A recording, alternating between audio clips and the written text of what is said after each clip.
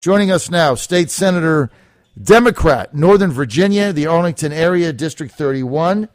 With us, Barbara Favola. Senator, good to have you with us. Oh, well, good morning, John. You have a lot of energy for this early hour. It's a pleasure to be with you. That's because I heard you were coming on our show, Barbara, and I got fired up just by knowing that you were coming on. Northern Virginia, Arlington.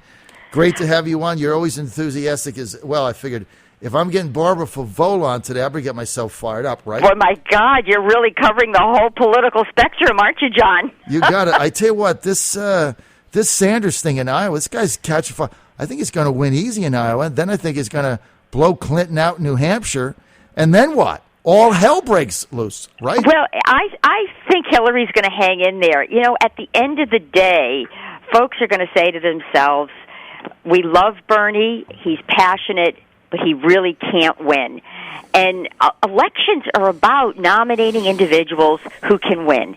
And I believe that folks are just going to start looking at Hillary's record. I think another important point to make is, you know, Bernie really hasn't had any scrutiny. People have been saying, you know, he's a very valuable voice, and he's speaking to, a passionate crowd in the Democratic base, but he hasn't had much scrutiny, and I think that's also going to start happening. I find your predictions very interesting. I actually think Hillary's going to win Iowa. I think Bernie's going to win New Hampshire. And then after that, I think, you know, we have the southern states, and it's going to require money and a lot more depth in terms of coming up with practical plans. And I think more acknowledgement that perhaps we have to get a candidate who is running a bit more to the center. Well, at the end of the day, I think you're right and I'm right. It's going to be Trump-Clinton. It's going to be an epic battle. It's going to be one of the most interesting campaigns in the history of America. You have to go back to when Andrew Jackson ran. So it's going to be a lot of fun. It'll be very interesting. It sure will, and I think that'll be a true choice. It'll be a clear choice. No, I mean there'll be a clear choice. Yeah, no lines will be blurred. I can tell you that. Now, what about some people are saying that Hillary might get indicted? What do you think? You know, I've heard that rumor, and I just don't see that.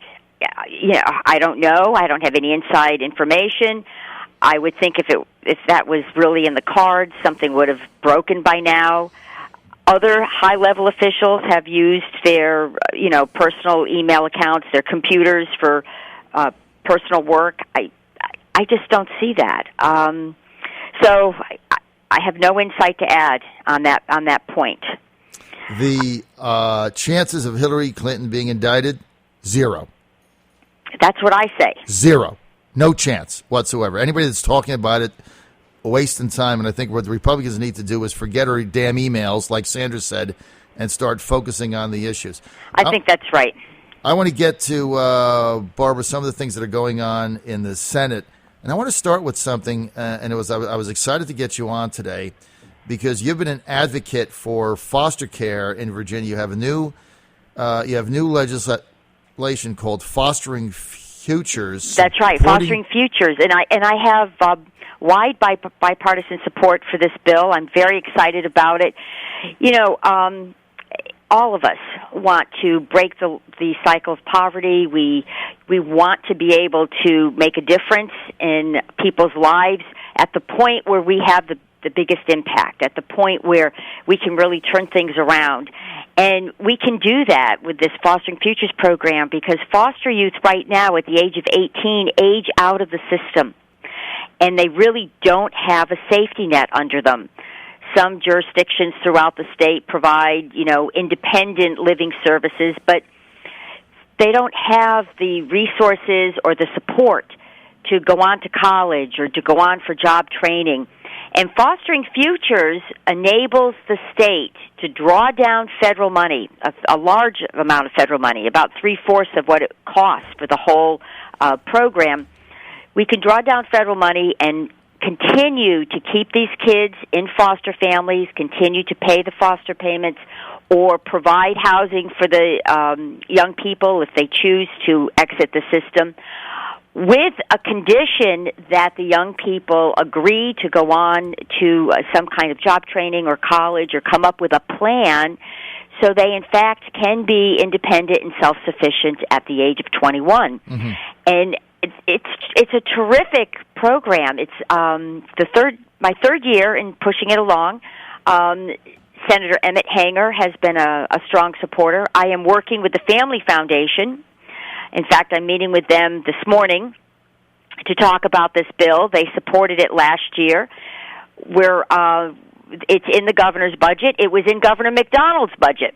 So it enjoys bipartisan support, and it's a terrific program, and I just feel it will make such a big difference in these kids' lives. Only 3% of foster youth nationwide graduate with a 4-year degree.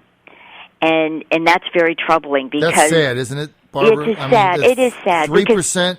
3%. That's sad. That's right. And I just want to say, John, so often we don't look at the cost-benefit ratio. If you don't do this, so many of these kids fall into homelessness or substance abuse, and the young women are really, they really become very vulnerable to human trafficking. Absolutely. So what is this is the third time around for this. It is. What is the genesis for opposition? Who would be opposed to trying to make this work? Where does opposition come from? Well, some folks were cautious about the dollars. The Department of Social Services, unfortunately, the first time it was in the budget, did not scrub the numbers and was not able to give a accurate presentation of what it would cost. So we had some, let's just say, bureaucratic back and forth the first year. Second year, we were putting all of our resources into improving access to mental health services. And that was a good thing, too. I was able to get enough money in the budget so that every juvenile court district in the state would have dollars to ensure that juveniles could get a mental health evaluation.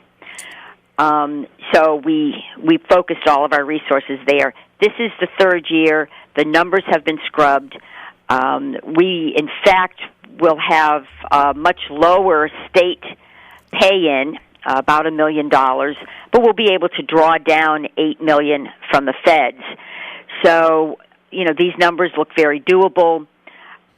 Folks are looking at this for the important impact it's going to make. And I've been talking to Delegate Jones, who's chairman of the Appropriations. I've been talking to Delegate O'Bannon and Delegate Landis. I personally have gone to every member of what I expect to be the conference committee. So we're trying to address any legitimate issue that comes up that people have, any concern they have about this program. We're getting them answers. Well, you know what they say, Senator Favola, three's a charm. So I think you're in good shape this time. Third time around, Republicans saying, "Look, we got to get free market competition, drive down costs. It's antiquated." The Hospital Association and others saying this is a remedy in search of a problem. Nobody's complaining about getting rid of COPN. Rural hospitals, you compete with them and cherry pick the most profitable services. Here's what happens. They go out of business, just like one did. What say you?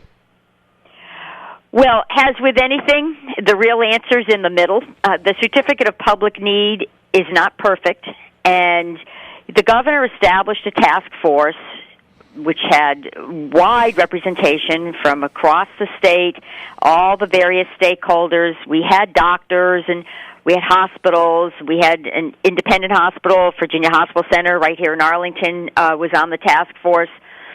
So we had health experts. We had a whole range of folks on this task force. They came up with a recommendation that essentially would streamline the process for applying for a Certificate of Public Need. So, the regulatory burden would be reduced, but they did not remove the Certificate of Public Need for these important services that are currently provided at hospitals. And, the issue really is that some of these surgical units could certainly stand alone and do outpatient surgeries, but they are revenue-generating centers for the hospitals. And the hospitals need those dollars to pay for this uncompensated care that, unfortunately, is growing. If we had Medicaid expansion, the hospitals wouldn't be under such a tight fiscal constraint. You know, they would have more people coming to their doors with insurance as opposed to fewer. But right now, they simply cannot, hospitals cannot afford to have these revenue centers leave. And that's the bottom line. The math, look, the math in repealing certificate of need makes no sense. And I'm telling you, this is, to me, this is a remedy in search of a problem. I mean, nobody was clamoring for this. It's not like you went to a town hall meeting and people were like, hey, we got to get rid of COPN because no, that's exactly because right. It's infringing on the free market. Let's have a meeting. There's nobody that said this. You know, my suspicion is this is in retaliation stance on Medicaid expansion. I don't see the math behind it. That's why I've been leading the effort to ask more questions. And it's thinking about, free market, free competition. Hospitals are the most regulated industry in America. Well, right? and John, I think you have to remember that access to health care is not, open to the free market. Purchasing health care is very different from going down the store, from going to McDonald's and getting a hamburger, or deciding you don't want a McDonald's hamburger and going to Burger King and getting, something similar, but more to your liking. That's, you go to a place that you can afford. You go to a place that's close to you, and if you have insurance, you go to the hospital or the surgical center that your doctor sends you to. So, I mean, the healthcare model is very far removed from the market. It's government regulated. Look, as soon as President Reagan signed into law the fact that hospitals had to take in indigent care, whether you can pay for it or not, you go to a hospital, you get fixed up, you get sent home. This is billions and billions of dollars that go out the window. It's a regulated industry. So coming in to cherry pick and profiteer the most profitable services that fund everything else, I don't see the logic behind it. Somebody has to help me understand it. I got 2 minutes. Barbara Favola, Democrat, Senator, Arlington, State Senator, Virginia.